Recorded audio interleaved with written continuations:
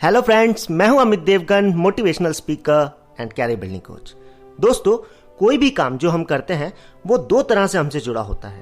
पहला direct way में और दूसरा इनडायरेक्ट वे में। और हम उस काम को कितने परफेक्शन के साथ करते हैं, मीन्स कितने दिल के साथ करते हैं, ये भी इन दोनों पर डिपेंड करता है।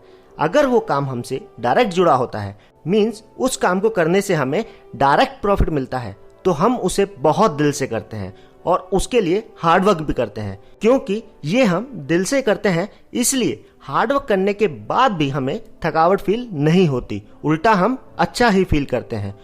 और अगर वो काम हमसे इनडायरेक्ट जुड़ा होता है, मीन्स उस काम को करने से हमें प्रॉफिट डायरेक्ट तो नहीं मिलता, पर थोड़ा घुमाकर प्रॉफिट मिलता है, तो हम उस काम को दिल से करते ही नहीं हैं और थोड़ा हार्डवर्क करने के बाद ही थकावट फील करने लगते हैं। क्योंकि हम उस टाइम सोचते हैं कि इस काम को करने से हमें क्या फायदा मिलने वाला है। क्योंकि वो इनडायरेक्ट प्रॉफिट होता है, इसलिए हम उस प्रॉफिट को फील ही नहीं कर पाते। चलिए इसे मैं एक लाइव एग्जांपल के साथ आपको समझाता हूँ। मेरा बिजनेस मॉल्स में चलता है, तो एक दिन जब मैं मॉल में गया तो देखा कि वहां मॉल में किसी कंपनी ने एडवर्टाइजमेंट के लिए मॉल के एंट्रेंस में एक कियोस्क लगाया हुआ है, ताकि उस कंपनी को वहां से पॉपुलैरिटी भी मिले और बिजनेस भी आए। कंपनी के 4-5 एम्प्लॉइज वहां थे, जिनका काम था कि मॉल्स में आने वाले लोगों को प्रोडक्ट ऑब्लिक सर्विस के बारे में एक्सप्लेन करना और अपने प्रोडक्ट ऑब्लिक सर्विस को कस्टमर को सेल करना। पर मैंने वहां ऑब्जर्व किया कि वो लोग अपना काम ठीक से नहीं कर रहे थे। मुझसे रहा नहीं गया, तो मैं उस कियोस्क के पास चला गया उस प्रोडक्ट ऑब्लिक सर्विस के बारे में जानने के लिए।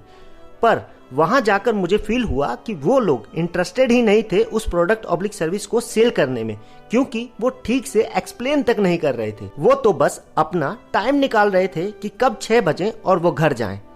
शाम को 5 बजे उस कंपनी का मैनेजर अचानक वहां आ गया, तो उन सब एम्प्लॉइज की बॉडी लैंग्वेज एकदम से चेंज हो गई। वो लोगों को रोक रोक कर एक्सप्लेन करने लगे। जहां तक मुझे लगता है उन्होंने 100 लोगों को एक्सप्लेन किया होगा, और अगर वो 50% भी कन्विंस कर पाए होंगे तो उन्होंने अपने 50 प्रोडक्ट ऑब्लिक सर्विस को सेल किया होगा। ये एक परफेक्ट एग्जांपल है इनडायरेक्ट काम का। अगर ये कंपनी उन चारों की होती तो ये 100 की जगह 1000 लोगों को एक्सप्लेन करते और एटलीस्ट 500 लोगों से बिजनेस लेकर आते। कंपनी का तो छोड़ो, वो अपने साथ भी कितना बड़ा ब्लंडर कर रहे थे ये वो भी नहीं जानते थे।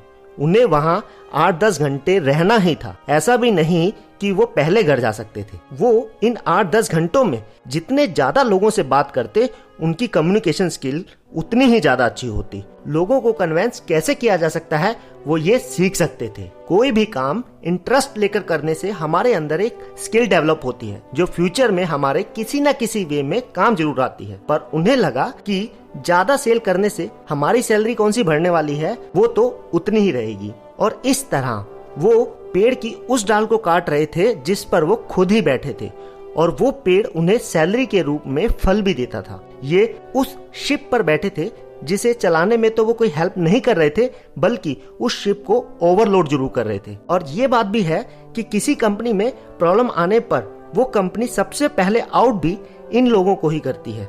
क्योंकि कोई भी कंपनी कितनी भी प्रॉब्लम में आ जाए, वो अपने अच्छे एम्प्लॉइज को कभी आउट नहीं करती, क्योंकि कंपनी चलती ही है अच्छे एम्प्लॉइज की वजह से। स्टूडेंट भी सेम ही करते हैं। पेरेंट्स को या किसी को दिखाने के लिए 5-5 घंटे बुक्स लेकर बैठे रहेंगे, ताकि पेरेंट्स सोचें कि बच्चे कितना स्टडी कर रहे हैं। पर 5 घंटे देने के बाद भी उन्होंने सीखा कुछ भी नहीं होता। मैंने आपको इतना कुछ बताया क्योंकि हम भी काफी सारे काम ऐसे ही करते हैं। पर मैं ये कहना चाहता हूँ कि अगर किसी काम में हमें टाइम देना ही है, चाहे वो डायरेक्ट वाला काम हो या इनडायरेक्ट वाला, क्या फर्क पड़ता है।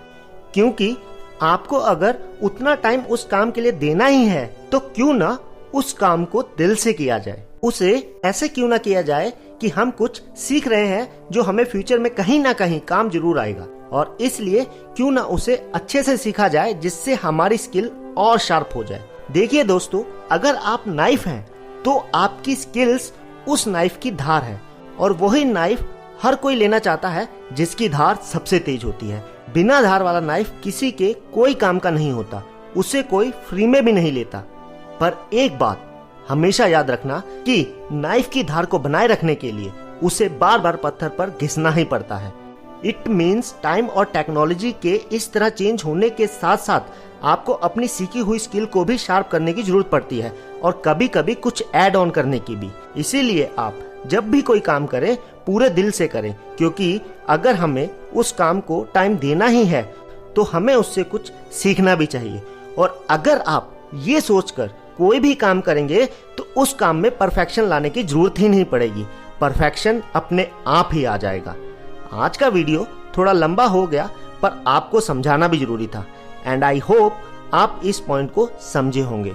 और इसी के साथ मैं ये वीडियो फिनिश करता हूँ। Thank you so much for watching.